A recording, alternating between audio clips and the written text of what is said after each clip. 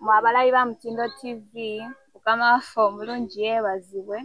Amina. Tubaanirizayo ku programu yaffe Gospel World. Nganze host wammwe Viola, nganze n'omubuulizi w'olwaleero. Abalabi baffe ba Mutindo TV, Yesu yeebazibwe abooluganda, erinnya lye ligumizibwe. Amanya n'eddoboozi Ben Bridget, era nganze mubuulizi w'olunaku ku lw'ekisa kya Katonda.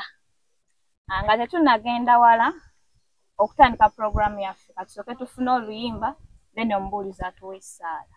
Amina.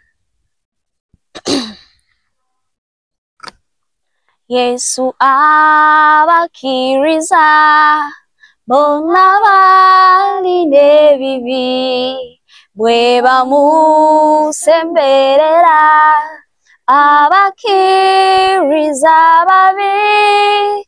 Yesu abakkiriza bonna balina ebibi, bwe bamusemberera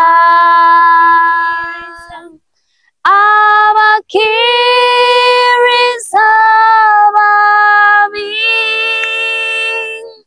Yesu abakkiriza bonna balina ebibi, bwe bamusemberera abakkiriza babi. Okay. Katulenjere emaaso ga Katonda. Katonda omulungi, Katonda ow'ekisa, tukubaza olw'ekirabo eky'obulamu Mukama ky'otuwadde, tukubaza olwo byonna byetusobozezza kukola Mukama Katonda, ebigulumiza era ebitendereza erinnya lyo. Taata tutunula ate mu maaso go Mukama Katonda nga tugenda kuweereza abaddu bo Mukama Katonda, tugenda buulira ekigambo kyo. Leka ekigambo kyo tugenda buulira Mukama Katonda kibale ku nsigo eddamu, kibale ku ttaka eggimu Mukama Katonda.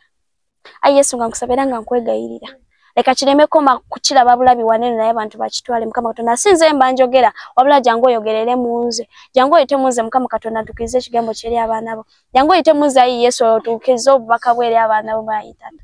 Kusabira nga nkwegayiridde otuwe obulamu, otuwe omukisa Mukama Katonda, byonna ebigenda okolebwamu eno show bigulumize era bitendereze erinnya lyo. Era nankusabye nga mpita mu linnya ly'omwagala Yesu Kristo Mukama waffe. Amina.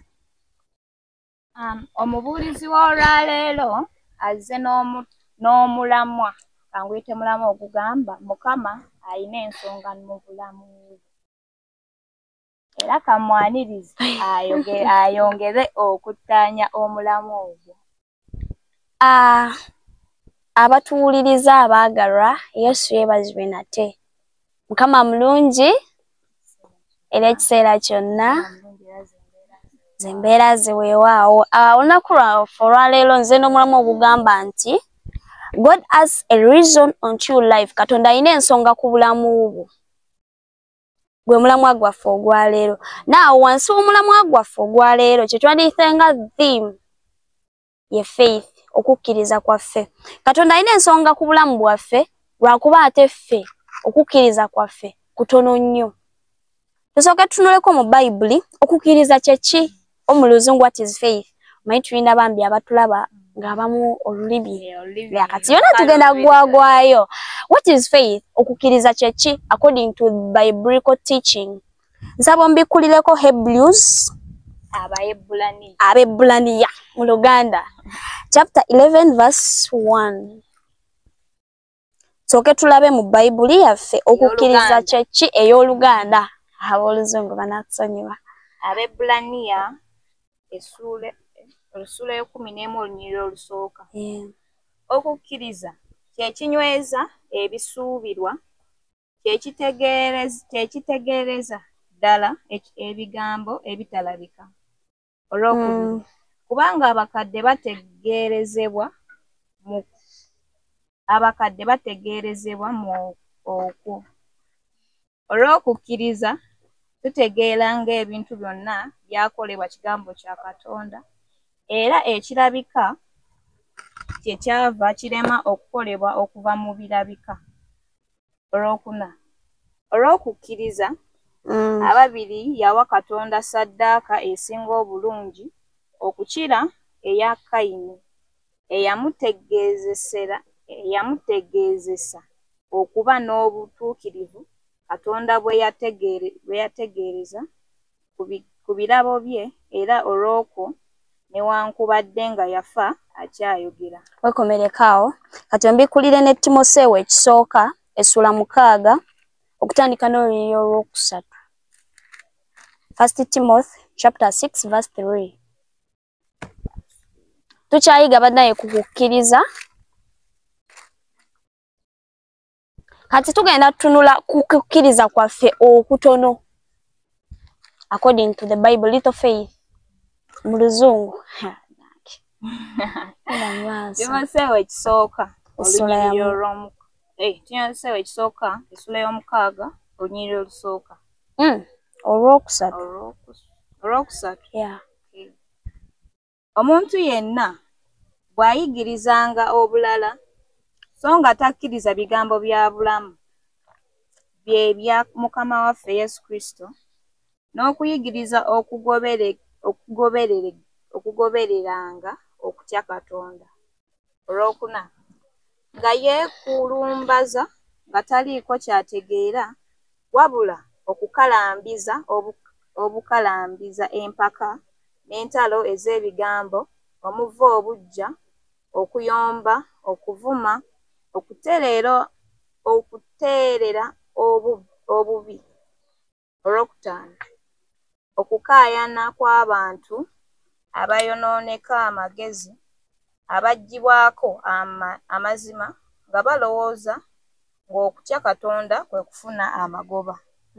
Olw'omukaaga naye okutya Katonda wamu n'obutayaayananga ge magoba amalungi. Olw'omusanvu kubanga tetwaleeta kintu mu nsi, kubanga era tetuyinza kuggya kintu mu nsi. Naye bwe tuba n'emmere n'ebyokwambala, ebyo bye binnatumalanga. Olw'omwenda naye abaagala okugaggawala bagwa mu kukemebwa ne mu mutego n'okwegomba okungi okw'obusirusiru okwonoona. Somawo nnyo osokoddeyo kokolo olw'omwenda. Kuba wali just tubadde mu intro naye nga we wali body. Yeah. Naye abaagala okugaggawala bagwa mu kukemebwa ne mu mutego n'okwegomba okungi okw'obusirusiru okwonoona, okunnyika abantu mu kubula n'okuzikirira. Kubanga okwagala ebintu ekyo kye kikolo ky'ebibi byonna. Waliwo abantu abayaayanira ebyo ne bakyamizibwa okuva ku kukkiriza ne beefumitira ddala n'ennaku ennyingi. 11. Naye ggwe omuntu wa Katonda ddukanga ebyo ogobererenga obutuukirivu, okutya Katonda, okukkiriza, okwagala, okugumiikiriza, obuwombeevu. Wekomeraawo. Kakati abooluganda tutunudde mu Timoseewo ekisooka. Meyirire nsinzidde nnyo ku lunyiriri olwo olw'omwenda n'olw'ekumi n'olw'okumi n'olumu. Twagala ebintu bingi naye olw'okukkiriza kwaffe okutono mu Mukama twesanga nga tetukutte amakubo amakyamu. Tugenze mu luminati, jjajja ndekwe eyina emitwe 4, wuli nkoko bagiyita batya? Amannya gaabwe ge beeyita abo bwe bati. Olw'okukkiriza kwaffe okutono olaba Katonda takola, tokkiriza. Bakubulidde enjiri tokkiriza. Ne twesanga nga twonoonye eri Katonda. Ne twesanga nga twonoonye eri bantu bannaffe. Ne twesanga nga tukyamizza abantu bannaffe olw'okukkiriza kwaffe okutono nga twerabidde nti Katonda alina ensonga eri obulamu bwaffe. Haleluya. Haleluya. Tukola ebintu bingi, osobola olaba ng'owulira oyagala ssente naye ng'ekyamazima ndeku 2 yakusabye omutwe gw'omwana wo. Naye nga muli owulira okukkiriza okufukamirako n'osaba. Osaba oba anaakola naye tajja kukola. Olaba ne luli teyakola. Bamikwano tuli kugezesebwa. Tuli mu kugezesebwa. Katonda olumu aba tutadde ku test. Kati gwe osaba ng'olina okukkiriza kutono. Era ndowooza naye kyanakukolerera nakyo kiba kiba kitono olw'okubuusa osaba obuusabuusa ayi Mukama Katonda iba naye taata gy'oli mazima ddala Mukama gy'oli mu nsi eno nga mulina okukkiriza tokkiriza nti Katonda gy'ali tokkiriza na kukkiriza nti Katonda akola tokkiriza na kukkiriza nti Katonda awonya nako olwaleero ndeesa amawulire amalungi nti eyo embeera gy'oyitamu Katonda alina ensonga ku bulamu bwo alina ensonga lwaki ogiyitamu so gwe beera bubeezi na kukkiriza nti Katonda kino akireese muna nze waliwo fiizi lumu ze balwezabulako ewaka naye muli nenzikiriza fiizi zibuze lwa nsonga Katonda alina ensonga lwaki zibuze Katonda era amanyi wa gye zigenda ova meaning aina over control over my life over my studies over my parents over my family members over my friends over everything era ekyo kyo nkikkiriza ate era mwebaza kubanga tanjiyeeyo waliwo akayimba akagamba toli mwesigwa Yesu oli mwesigwa toyiwa bakwesiga toyimba omanyi ze ennyimba bambi zintwala ddipa nsobola osaba Katonda naye nga musabira mu nnyimba nesifukamira gamba nti no Mukama nsaba kino wabula n'ennyimba luli ekyamazima bw'obeera n'okukkiriza Katonda tasobola kuyiwa bw'obeera n'okukkiriza Katonda tasobola kuleka bw'obeera n'okukkiriza Katonda tasobola kwegaana bwe tutunulira mu Bayibuli muneeno mulimu abasajja betulabirako abalina okukkiriza abasajja nga jjajja waffe Abraham bamwogerako mu Romans Abaluumi essula 18 okutandika n'olw'olwabiri Abaluumi Abraham yalina okukkiriza era bw'otunulira ennyo bano abaami abeesiga nnyo Katonda abalina okukkiriza mu Katonda teyabayiwaayo teyabalekaawo yabeera nabo paka ku nkomerero Romans aboluzungu ogenda bakola otya bo aboluzungu tutunulira ku musajja nga Moses yesiga Katonda okuva nga Moses yakazaalibwa Moses yesiga Katonda okuva Moses nga obanga n'okubanga tannazaalibwa yali yesiga Katonda Moses yatambula ne Katonda paka we yava mu maaso ga Katonda kangambe bwentyo Moses yabeera ne Katonda yakola bya Katonda yaweereza Katonda ng'ayita mu bintu ebyenjawulo wuuyo bamutumye ajje Abayisirayiri mu Misiri ewa Falaawo wuuyo bamutumye abayise mu Red Sea ennyanja emyufu eyo ennyanja emyufu naye ng'abo bonna tubatunuulidde nze sira nalisimbye ku basajja bana tulina omwami gwe bayitanga Daniel mbikulirawo Daniel oyo ye siyinza mulekayo nga wabikula waliyo akayimba akagamba give me faith like Daniel in the lion's den give me hope like Moses in the wilderness give me the heart like David Lord be my defense so I can face my giants with confidence Daniel Mukaga Daniel essula Mukaga kakati waliwo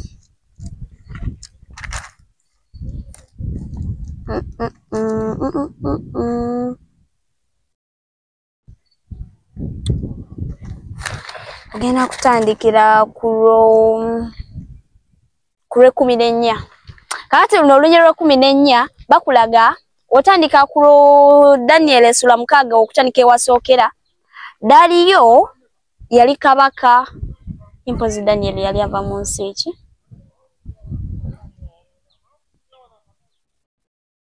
Daliyo yali kabaka atwala Daniel katugambe bwetutyo mu bwakabaka bwe baalimu Daliyo ne bamuwa endowooza abaami be ab'amasaza n'ab'emiro katugambe bwetutyo ne bamuwa amagezi akole ekibumbe kye nga buli kadewe kanaavuganga abantu bonna bavunnamanga wansi ne basinza oyo kabaka Daliyo naye Daniel yalina okukkiriza mu Katonda we Daniel yalina okwagala mu Katonda we Daniel yakkiriza yayagala yagondera Mukama Katonda we yamutonda era yali amumanyi era ye yagamba sigenda kuvunnama mbu nsinza Katonda kuba Katonda yantonda mukola ki mumanyi tandikira ku lw'ekumi kati wanene nga abaami ba kabaka bamaze osanga Daniel nga ali mu kusinza Katonda we naye ng'etteeka ligamba buli anaamusinzanga alisuulibwa mu kikoomi ky'omuliro. Hello? Kati wanene olw'14 batulaga nga Katonda amaze ozuula nti no nga abaami b'amasaza bamaze okusanga Daniel ng'asaba era ne bajja ne babuulira mukama waabwe Kabaka Daliyo. Era maaso. Daniel essuula ey'omukaaga olunyiriri 14. Awo Kabaka bwe yawulira ebigambo ebyo n'anyiiga nnyo n'ateeka omutima gwe ku Daniel okumuwonya.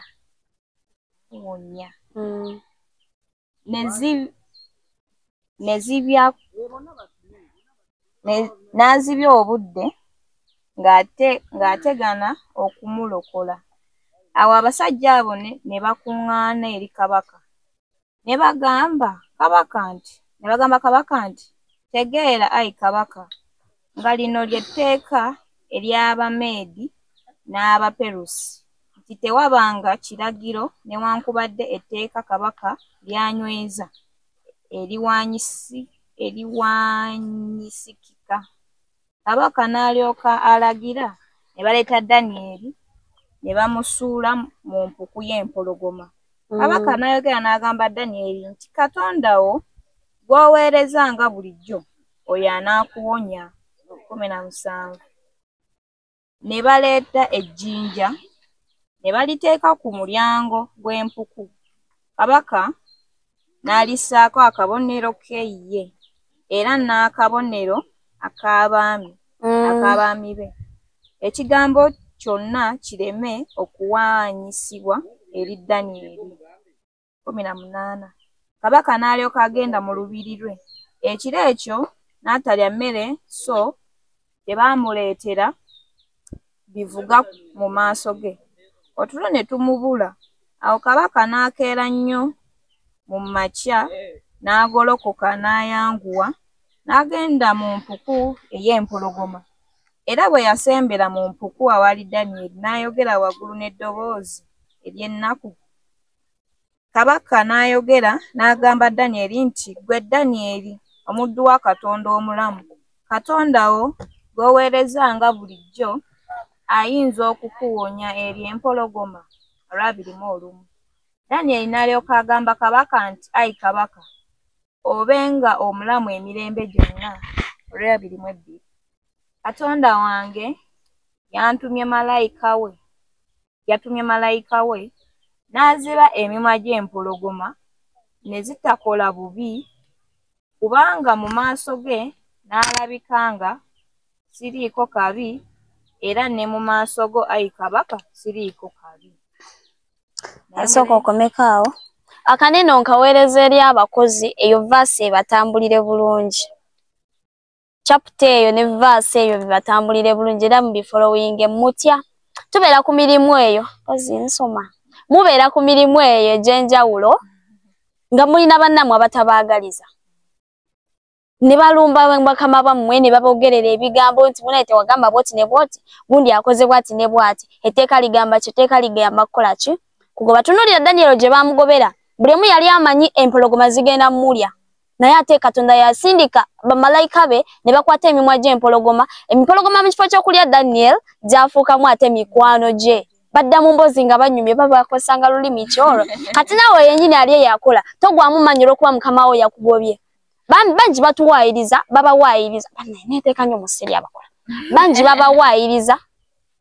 babawaayiriza olw'okuba nti azini tebaagaliza mukule kuba Daniel yali ku ddaala lya waggulu okusinga kuba nena bakulu b'amasaza we wava obuzibu. Kati namwe ku mirimu eyo gye muli mu mikwano gyammwe eyo gye muli mu bintu byonna bye mukola eyo musobola okufuna obuzibu obwefaananyirizaako bwe butyo. Naye olwaleero nkuleetedde amawulire amalungi agagamba nti eyo gye baakusindika eyo gye baakusindikiza nga balowooza empologoma zigenda kulya nga balowooza obwavu bugenda kulya nga balowooza famire y'ejja bbulu ekyokulya. Ono Katonda asindiseyo bamalayika batukuvu mukwano you succeed ogenda wangula mu linnya lya Yesu.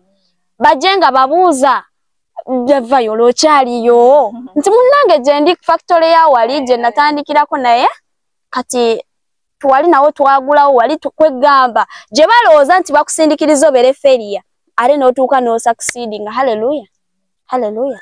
Kati tugenda soma ne ku mwami era Daniel chapter 3.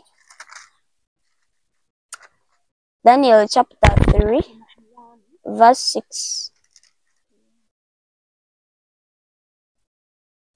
Yeah. Danieli essula eyokusatu olunyiriri lw'omukaaga. Era buli anaalema okuvunnama n'okusinza mu kiseera ekyo alisuulibwa wakati mu kikoomi ekyaka omuliro. Yeah. Awo abantu bonna bwe baawulira eddoboozi ly'akagombe. Asooka okomekaawo. Eno Daniel chapter 3 verse 6 tuli ku basajja Ebukaduneza, Abudunego. Tukompekwa makati ne ku Bible. Twogera ku basajja chapter 6 eriwa yino waneeno eriwa.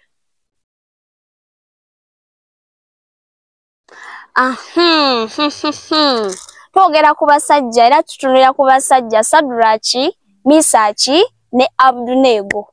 Nabeera ensonga baali ku yeerimu. Kabaka Nebukaduneza yatondawo ekifaananyi era nga baagala n'ateekawo etteeka. Buli kagombe we kanaavuganga oba endere bali abantu bonna balivunnamanga basinze kabaka Nebukaduneza. Naye bano abasajja Misaki, Abudunego ne Sadraki balina okukkiriza, ate bo kuno okukkiriza kwabwe kwali kw'amaanyi. Haleluya. Balina okukkiriza. Ekibonerezo kye balinga bataddewo nga bano bajja suulibwa mu kikoomi eky'omuliro ekikumwamu emirundi 7 olunaku. Kyali kikoomi. Daniel bamuwa ekibonerezo Daniel kye yali alina kusuulibwa mu kinnya ky'empologoma. Empologoma ezimaze wiiki nnamba nga tezirya ye na wiiki.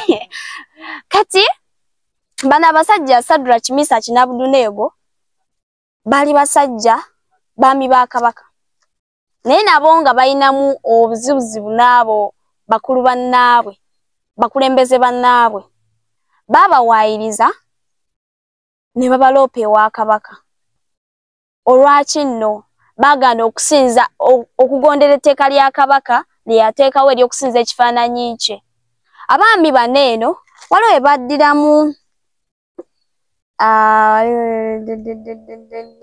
baddiramu kabaka. Baabaleeta mu maaso ga kabaka. Kabaka n'abagamba ku 15 sooka onsomereko awo. Eryo ddoboozi lya kabaka ng'ayogera eri abasajja banene Misaki, Sadraki ne Abudunego. 15. Yeah. Kale nno bwe munakkiriza nga muwulidde eddoboozi ly'akagombe n'endere n'ennanga n'amadinda n'ekidongo n'ekkondeere na buli ngeri yonna evuga okuvunnama n'okusinza ekifaananyi kye nnaakola. Kale naye bwe mutaasinze mu kiseera ekyo munaasuulibwa wakati mu kikoomi ekyaka omuliro era Katonda aluwa oyo anaabawonya mu mikono gyange. Sooka okomekaawo. Olina emikwano gyo gikulaba olina ebizibu bingi, gikulaba oli bulungi. Bw'otaagende n'osamira, bwe tutagende mu luminati, bw'otaatusaddaakira oyo omwana gw'oyina, obwavu bujja kuluma. Kale ojja yita mu mbeera embi. Kale ojja kukola ki? Sooka osomaawo ku luddako. Owulira abasajja bano abaami banene abalina okukkiriza gye baddamu Katonda, gye baddamu Mukama waabwe.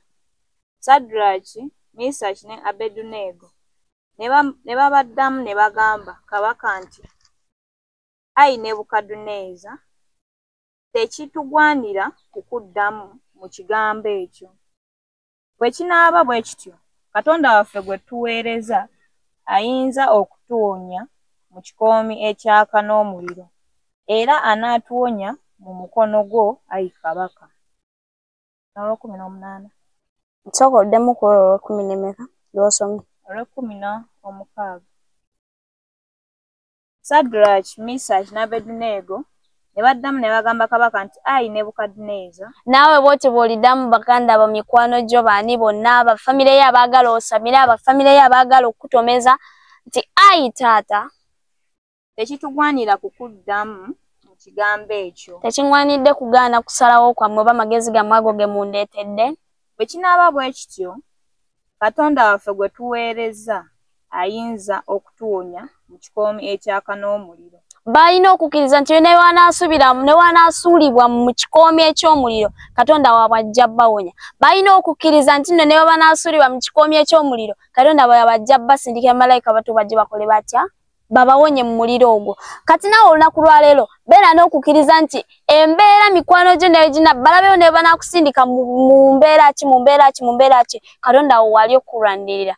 Tulemenga kwesiga abantu bano be tulabako. Tuleme kwesiganga byokoola amalogo biki, wabula twesigenga Katonda oyo kuba yamanyi buli mbeera. Yamanyi buli mbeera tuliko mu bulamu bwaffe. Yamanyi buli mbeera egenda mu maaso mu bulamu bwaffe. Yatumanya nga tetunnazaalibwa. Yamanya bye tujja oyitamu, yamanya bye tuliyitamu, n'amanya era nga nangeri ki gye tugenda obbiwonamu. Haleluya. Sigadde nze mubulizi wammwe Ben Bridget olunaku olwaleero olw'ekisa kya Katonda. Mukama bampeere nnyo omukisa. Nga tonnabasiibula ogenda tuwa essaala emaliriza ebigambo by'otubuulidde. Essaala manyi nze nnyumirwa nnyo essaala ng'etambulirako oluyimba. Waliwo akayimba akagamba nti Yesu byonna abimanyi. Yesu byonna abimanyi, kinsanyusa antwala yekka mu kkubo, seetaaga mukulembeze wabula ye.